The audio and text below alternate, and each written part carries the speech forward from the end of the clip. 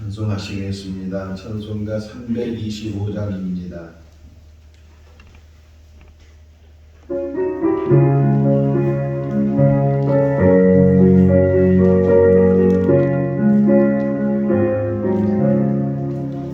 예수가 함께 계시니 시험이 원하던 없네.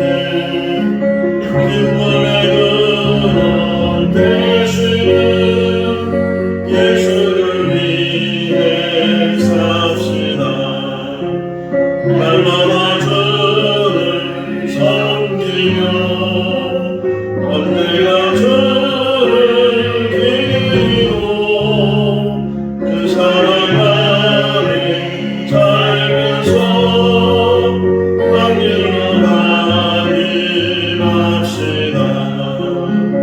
이 세상 사는 동안에 주님을 전파하면서 무한히 낮추시는 예수를 위해 삽시다. 날마다 주를 섬기며 언제나 주를 드리고 그 사랑 안에 살면서 당기고 다짐합시다. 이 세상 친구 없어도 예수는 나의 친구니 우리 아이를 버리고 예수를 위해 삽시다. 날마다 주를 섬기며 언제나 주를 드리고 그 사랑 안에 살면서 한 길로 다짐합시다. 주께서 심판하실 때 잘했다 칭찬하리니 이러한 삶은 받도록 예수를 위해 삽시다. 날마다 주를 섬기며 언제나 주를 드리고 그 사랑 안에 살면서 한 길로 다짐합시다. 히브리서 5장 1절에서 14절 말씀입니다. 히브리서 5장 1절에서 14절 말씀.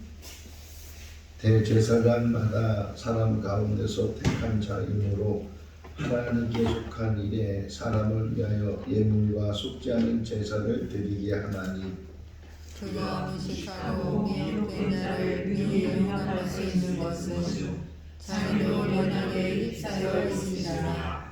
그러므로 백성을 위하여 속죄제를 드림과 같이 또한 자신을 위하여도 드리는 것이 마땅하니라.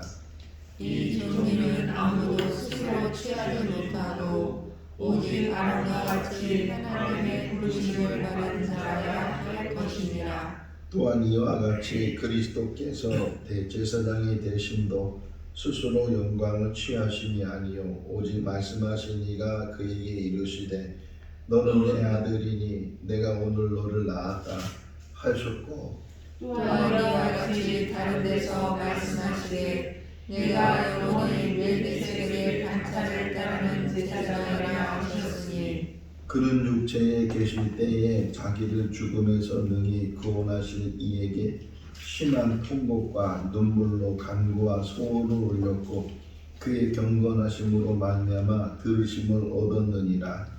그가 아들이시면서도 받으신 고난으로 순종함을 배워서 온전하게 되셨은즉 자기에게 순종하는 모든 자에게 영원한 구원의 근원이 되시고 하나님께 멜기세덱의 반차를 따라 멜기세덱에 관하여는 우리가 할 말이 많으나 너희가 듣는 것이 둔함으로 설명하기 어려우니라.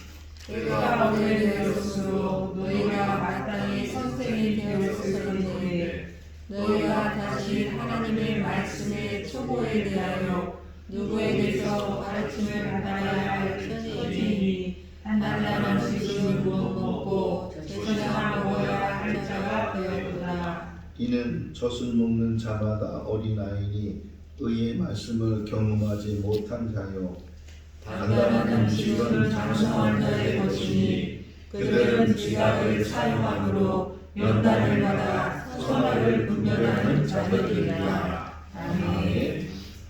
나사렛에 살고 있는 마리아가 임신을 하게 되고 또 정혼한 요셉은 그 임신한 마리아에 대해서 불순을 하고 그래서 조용히 그 정혼의 관계를 끊으려고 했을 때 천사가 요셉에게 나타나서 걱정하지 말고 마리아가 임신한 것은 성령에 의해서 임신을 했으니까 아들을 낳을 텐데 그 아들의 이름을 예수라 하라. 그래서 그 아이가 태어나게 되고 또 이름을 예수라고. 그래서 어릴 때부터 그 이름을 가지고 성장을 하게 된 후에 그 예수가 30살쯤 되는 해 세례 요한에게 세례를 받고 그리고 이제 공생애의 삶을 여러 곳을 다니면서 복음을 전하고 또 제자들을 택하시고 그렇게 이제 다니시다가 가이사랴 빌립보라는 곳에서 한 번은 제자들에게 사람들이 나를 누구라 하느냐 또 너희는 나를 누구라 하느냐 이렇게 물으셨을 때 베드로가 주는 그리스도시요 살아계신 하나님의 아들이십니다. 자, 이 성경 신약에서는 예수님에 대해서 뭐 예수라고 이렇게 이름만 표현하는 경우도 있고 또는 예수 그리스도 또는 그리스도 예수 이렇게 표현하기도 하는데 예수라는 것은 이름이고 그리스도는 호칭이 그러니까 이름이 아니고 그에게 주어진 이제 호칭인데 처음부터 그리스도라는 호칭을 받은 것이 아니고 이제 베드로가 신앙 고백한 것처럼 또 공생애를 이제 예수님이 사시면서 사람들이 아 저분이 정말 그리스도구나 저분이 정말 메시아구나 구약에서 예언되어 있는 그 메시아가 저분이시구나 하는 것들을 사람들이 인식하게 되고 후에는 예수님께서 십자가에 죽으시고 부활하신 다음에 승천하신 후에 또 오순절날 성령이 임하면서 교회가 생겨지게 되고 그 교회에서 이제 교회가 왜 생긴 거예요? 예수님에 대해서 이제 그 믿음을 가지고 공동체를 이룬 거죠. 예수님이 누구시냐 우리를 구원할 자이시다. 근데 그분이 하늘로 올라가실 때 천사들이 너희가 본 대로 다시 오실 거다. 재림에 대해서 이렇게 예언의 말씀을 듣게 되고 그래서 그 예수가 누구인지를 그들이 분명히 이제는 인식을 하게 되고 그 승천하신 예수님이 다시 오신다고 해서 다시 오실 예수님을 기다리면서 교회가 이제 확장이 돼 가는 거예요.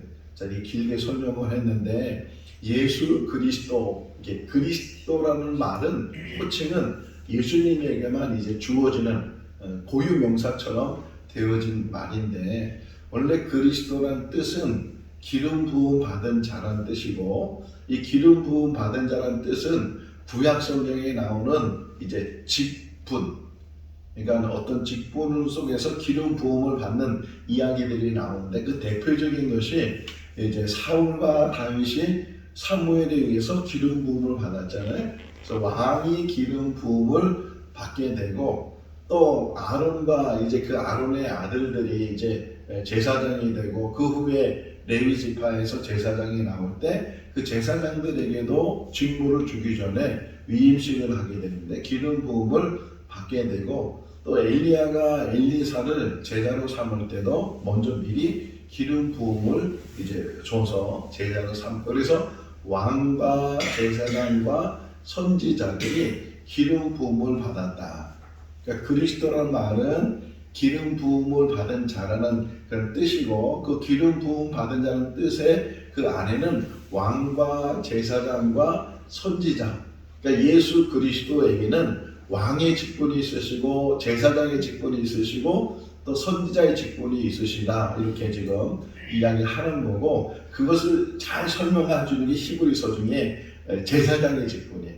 그러니까 예수 그리스도가 제사장이시다 이렇게 설명을 해줘요. 자, 그런데 문제는 제사장은 역사적으로 보게 되면 모세 시대 이스라엘 백성들이 애굽에서 나와서 시내산에 도착하게 되고, 또 하나님의 모세를 통해서 이스라엘 백성들에게 성막을 짓게 하고, 그리고 성막에서 일하는 사람들을 세우셨는데 그 대표적인 직분이 제사장이죠. 그 중에서도 제일 우두머리를 대제사장, 아론을 대제사장으로 삼으시고, 그리고 그 아론으로부터 시작해서 이제는 이 대제사장은 세습이 돼요.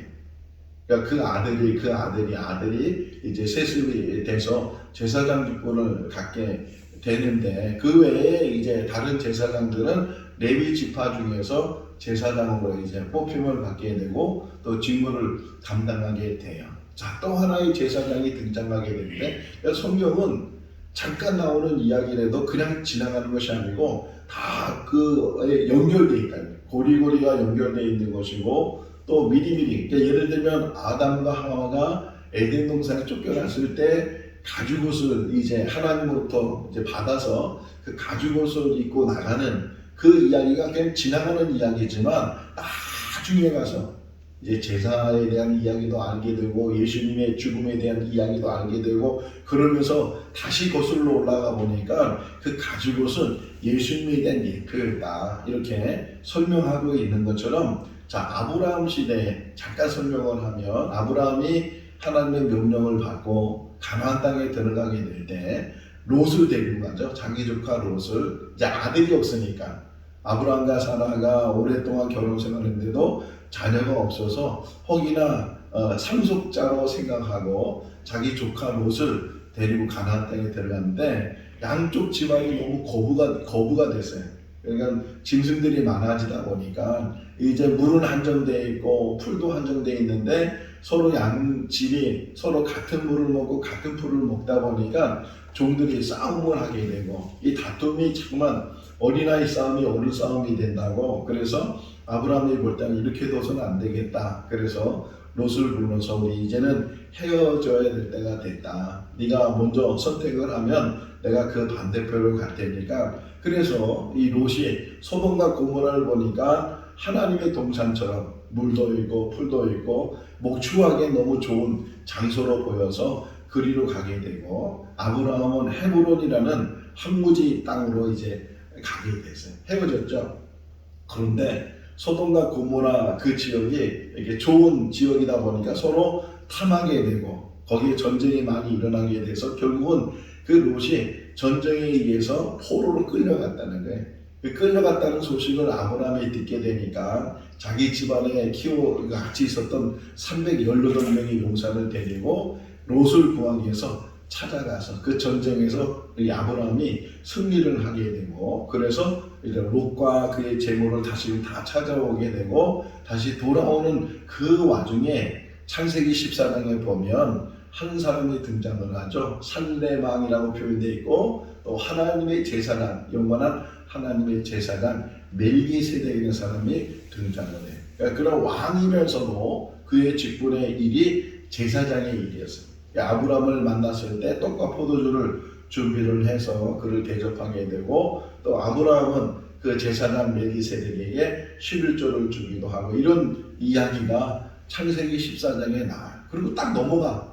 그래서 뭐 헷불 언약이 나오고 할례 언약이 나오고 막 이스마엘 낳고 이삭을 낳고, 그러면서 그냥 한 번 딱 그 14장에 나왔다가 그냥 묻혀져 버리고 쭉 지나가는데, 이 신학에 와서 예수님에 대해서 이야기하면서 그리스도의 직분에 대한 이야기를 하면서 이 히브리 기자가 다시금 그 창세기 14장에 등장했던 그 멜기세덱을 끄집어내는 거예요. 잠깐 보였던, 잠깐 읽혀졌던 그런 인물인데, 시편 110편에서도 멜기세덱이 나와요.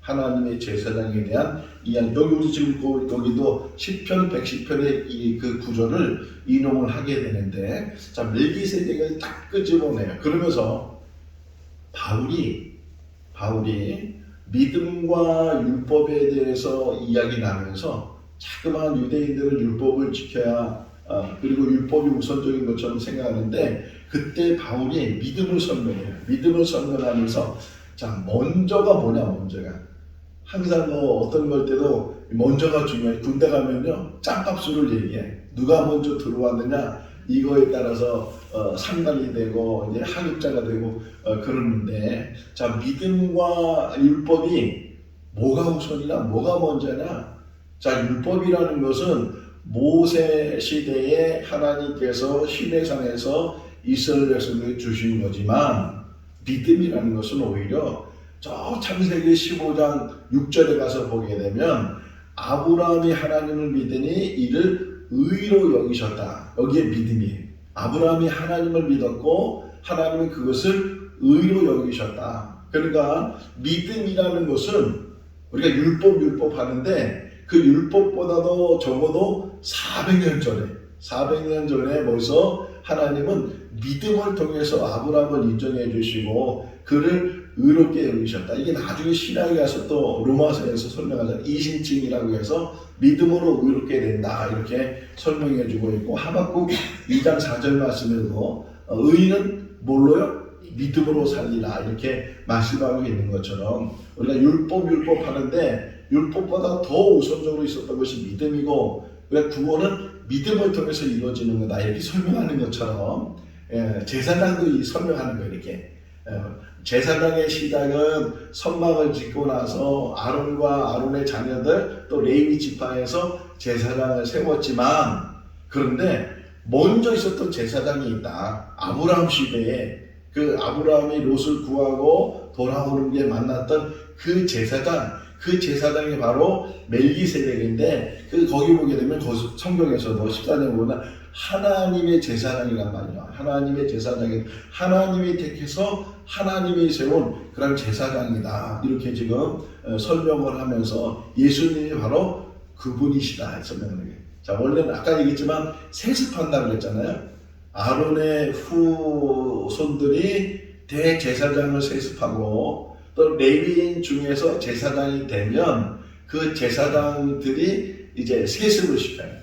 그러니까 한번 제사장으로 택함받은 사람들은 그 집안이 계속 제사장의 대를 이어갈 수가 있어요. 에스겔도 제사장의 직분이 있었고 예레미야도 제사장의 직분이 있었고 이게 왜 레위인에서 이제 그들이 태어났기 때문에 제사장의 자녀로 태어났기 때문에 세례요한도 마찬가지죠. 그 아버지가 제사장이기 때문에 세례요한도 제사장이 될 수 있는데 제사장이 안 되고 그냥 선지자의 사역을 하는 그런 모습을 보게 되는데 자 예수님은 이제 제사장이라고 말씀하는 게 제사장이다. 자 그러면서 처음 히브리서 1장을 보면 예수님은 천사보다 우월하신 분이다. 훨씬 우월하신 분이다. 심지어는 너희들이 정말 최고의 지도자라고 말하는 모세보다도 위대하신 분이 예수 그리스도이시다. 이렇게 설명하면서 자 예수님이 그리스도가 되시고 예수님이 제사장이 되셨는데 그 제사장의 직분을 그가 감당할 때 지금 일반적으로 제사장이 그 일을 감당하는 것과 다른 부분이 뭐냐? 왜 예수님이 더 우월한 제사장이 되셔야 되는가 하는 것을 5장에서 설명하는 거예요. 자, 우선 1절을 한번 읽어볼까요? 5장 1절. 대제사장마다 사람 가운데서 택한 자대로 하나님께 속한 자를 사랑하며 위하여 예물과 속지 않은 제사를 드리게 하나니. 그러니까 제사장이라는 것은 내가 제사장이 되고 싶다고 되는 것이 아니고 하나님이 선택하는 거예요. 아론 여기 뒷부분에 하나 설명하는 게 나오거든요. 4절 보세요. 4절 읽어볼까요? 이 종기는 아무도 스스로 취하지 못하고 오직 아론과 같이 하나님의 부르심을 받은 자라야 될 것이니라. 그러니까 자기가 제사장이 되고 싶다고 제사장 나중에는 이게 또 타락해가지고서 돈 주고 제사장 돈 받고 제사장직을 주기도 하고 돈으로 옛날 우리 조선시대에도 이제 양반이 되고 싶어서 돈을 줘서 이제 양반 그걸 사기도 하고 그런 것처럼 원래 제사장은 돈 받고 돈 주고 받고 해서 하는 것이 아니고 그 레위 지파 또 제사장 직분의 집안에서 계속 제사장이 나와야 되는데 그러지 않은 그래 타락하게 되면 이렇게 직분을 함부로 다루게 되는데 어쨌든 이렇게 제사장은 하나님이 사람 중에 하나님이 택하셨다. 그리고 아론과 아론의 자녀들, 더 나아가서는 레위 지파 속에서 제사장을 택한. 예수님은 어느 지파예요? 유다 지파죠. 예수님은 유다 지파이기 때문에 이 지파적으로 보게 되면 절대로 제사장이 될 수 없는, 혹이나 만약에 제사장이 되면 돈 주고 사는 것처럼 잘못된 어떤 제사장의 직분을 갖게 되는 거다, 이렇게 설명하는 거거든요. 그러니까 그럼에도 불구하고 그리스도 안에는 제사장이라는 직분을 가지고 있는데 왜 제사장이 되셨는가, 이거를 설명해 준 게 멜기세덱이라는 거예요. 자, 어쨌든 하나님이 택해서 하나님의 일을 하게 하는 건데, 제사장의 직분이 뭐냐는 것 중에, 제사장이 하는 일이 여러 가지가 있지만 제사장이 하는 가장 중요한 일이 뭐냐면 사람과 하나님을 만나게 해주는 거예요. 그래서 나중에 이제 히브리 기자가 무슨 단어를 써냐면, 예수님은 중보자이시다. 그러니까 중보, 가운데 서가지고서 사람과 하나님을 만날 수 있도록 해주는, 그러니까 제사도 그거예요. 왜 제사를 드려요? 죄인이 하나님을 만날 수 없기 때문에 죄의 문제를 먼저 해결하고, 그리고 점점 안으로 들어가서 하나님을 만나게 하는 게 제사장의 제일 중요한 직분이거든요. 그러니까 중매수기도 하고 중개하는 그런 일들을 하는 것이 제사장인데, 그런데 문제는 이 죄인이 이 성막을 찾아와서, 그래서 이제 제물로 제사를 드리고 속죄를 받고 그렇게 해서 이제 하나님을 만나게 되는데, 그 중개하는 제사장 자신도 자기에게 죄가 있다는 거예요. 그러니까 제사장이 죄가 없이 그 사람과 하나님을 만나게 해주는 그런 중개가 아니고, 자기 스스로도 죄인이기 때문에, 사람은 그냥 로마서 3장 10절 말씀에 의인은 없나니 하나도 없다, 그렇게 말씀하는 것처럼 다 죄인이라는 거예요. 그래서 제사장 역시도 이 죄인들이 찾아와서 죄 문제를 해결하기 위해서 도와주는 직무를 감당하지만 그 스스로도 자기 죄를 해결해야 된다. 그래서 하나님이 이 성막에서 제사장들 일하게 될 때 제일 먼저 제사 드리기 전에 자기를 먼저 속죄제를 드리게 해요. 대제사장도 먼저 자기를 위한 속죄제를 드린 다음에 다른 사람들의 그 속죄 제사를 도와준, 여기 보시는데 그 얘기가 나와요. 3절을 보세요. 3절 한번 읽어볼까요? 그러므로 백성을 위하여 속죄를 드림과 같이 또한 자신을 위하여도 드리는 것이 마땅하니라. 자기도 죄인이기 때문에 그 죄의 문제를 먼저 하나님 앞에 고백하고 제사함을 받고, 그 다음에 제사장의 직분을 해야 된다. 그러니까 제사장이라 할지라도 죄인 된 것을 똑같은 그런 죄인인데, 그런데 특별한 분이 계시다. 나중에 이제 계속 설명해요. 예수님이 제사장이시면서도 그분은 죄가 없으신 분이시다. 흠이 없으신 분이시다. 그리고 더 나아가서는 제사장이 제사일을 돕지만 제물이 되질 않잖아요. 이 제사드리러 온 사람들이 제물을 가져왔을 때 그 제물을 이제 죽여서 닭을 뜨고, 그래서 이제 번질들이든지 뭐 속죄, 사목제들 이렇게 제사드리는 거 도와주는데, 근데 히브리 기자가 나중에 이제 우리가 볼 거예요. 나중에 보면 예수님 스스로가 희생 제물이 되셨다. 그렇다고 또 하나, 그러니까 제사장의 직분이 얼마나 중요한가 계속 이제 히브리 기자가 강조하는데, 단점이 뭐냐면 구약시대의 제사의 단점은 제사함을 받는 건 하나님의 은혜로 제사를 받는 거죠. 뭐 제물을 태웠다고 해서 제가 없어지는 게 아니고 하나님이 그것을 보시면서 그냥 제사함을 주시는 거예요. 그래서 어떤 대가를 치르게 하고 그 대가를 치르는 것에 의해서 그 문제가 해결된 것을 인정해 주는 게 이제 속죄제가 되는데, 그런데 문제는 구약시대의 제사는 그때 그러니까 한 번에 그 제사의 모든 문제가 끝나는 것이 아니고, 오늘 죄를 져서 속죄제를 드렸어요. 내일 죄를 지면 제사를 드려야 돼, 안 드려야 돼? 드려야 되잖아요. 또 죄를 졌기 때문에 또 드립니다. 번번이. 자, 그래서 히브리서의 중요한 단어 중에 하나가 뭐냐면 단번에라는 말이에요. 단번에. 그 단번에라는 말이 나올 때는 예수 그리스도가 희생 제물이 되셔서 그분이 십자가에 죽으신 그것이 제사거든요. 희생제는 제사인데 그 한 번의 제사를 통해서 영원한 죄의 문제가 해결됐다는 거예요. 할렐루야. 그러니까 번번이 십자가에 죽으시는 것이 아니고 한 번 죽으신 예수님의 그 십자가의 죽음의 희생 제물이 지금도 유효하다는 거예요. 지금도 유효해서 그 제물을 통해서 우리의 죄 문제가 해결되고도 하나님 앞에 가까이 되고, 지난 시간에도 말씀을 드린 것처럼 주님께서 십자가에 죽으실 때에 그 지성소를 가렸던 휘장이 위에서부터 아래로 잘라지게 되고 그 닫혔던 것이 열려지게 되고, 그래서 베드로전서 2장 9절 말씀을 보게 되면 우리 모두는 왕같은 제사장이다. 이제는 제사장의 직분이라는 것이 레위 지파에서만 나오는 것이 아니고 우리 한 사람 한 사람이 다 제사장의 역할을 얘기하는 거예요. 제사장의 역할이 뭐예요? 하나님 앞에 가게 하는 거잖아요. 하나님 만나게 하는 거잖아요.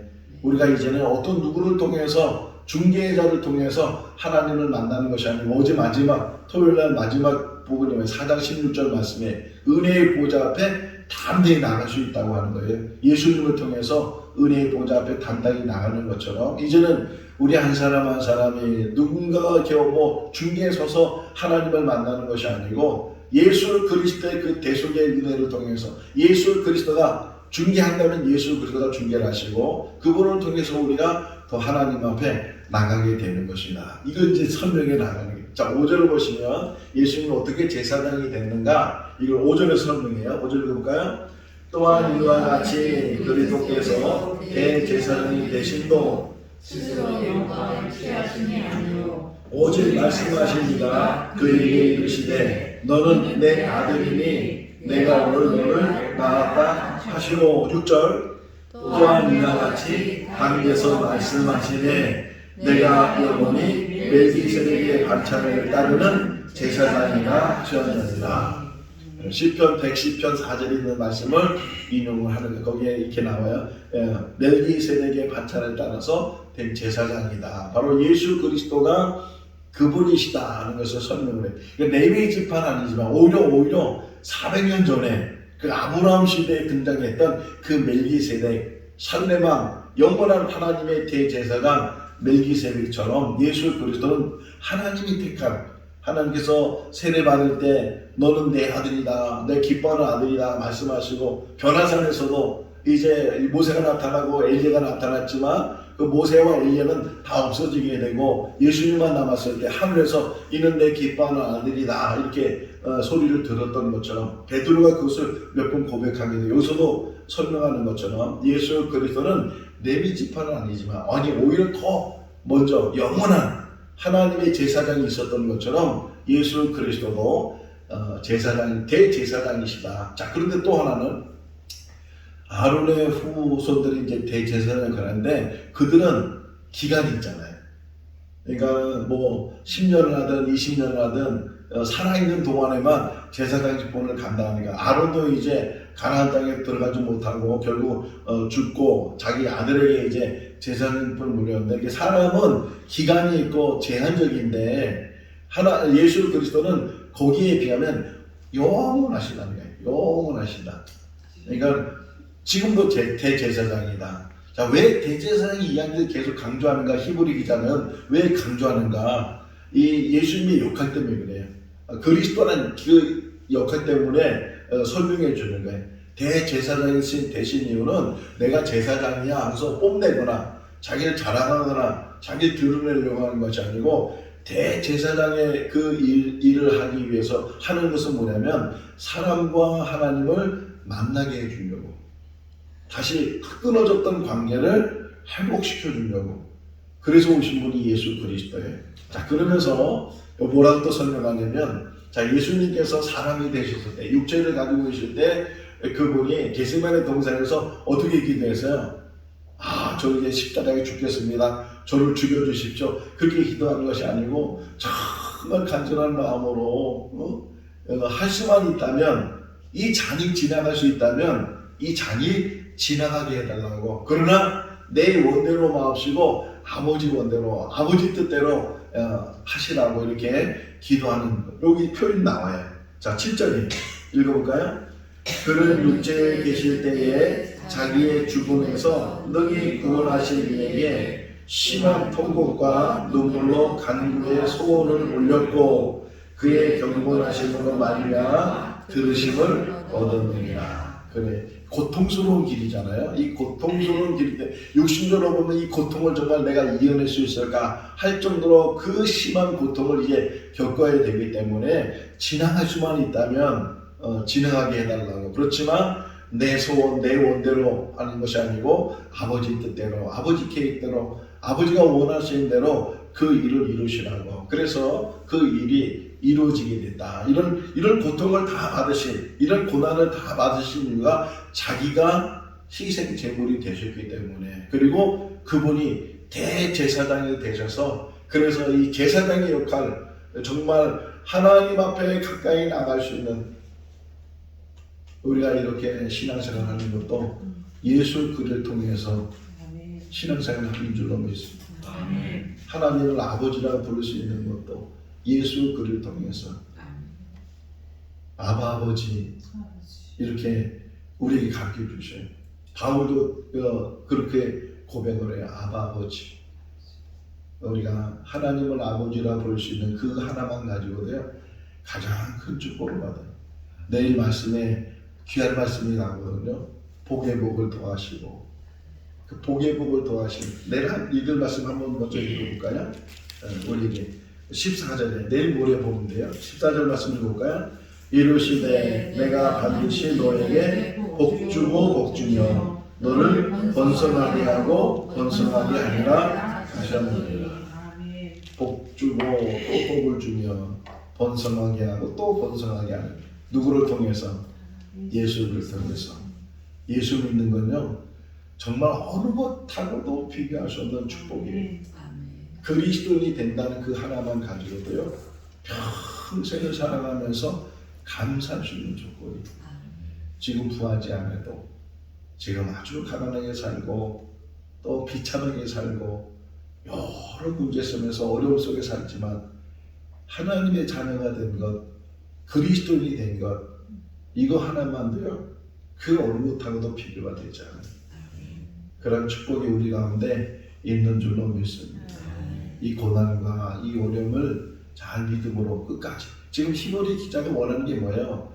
믿음 잃지 말라는 거거든요. 이 고난 속에서도, 이 핍박 속에서도 끝까지 그 믿음을. 그래서 뒷부분이 그 설명을 해주는 거예요. 우리가 초보적인 어린아이가 시간이 많이 갔으니까 13절 14절 보세요. 어린아이와 장성한 사람의 차이가 뭔가. 13절 14절 읽어보겠습니다.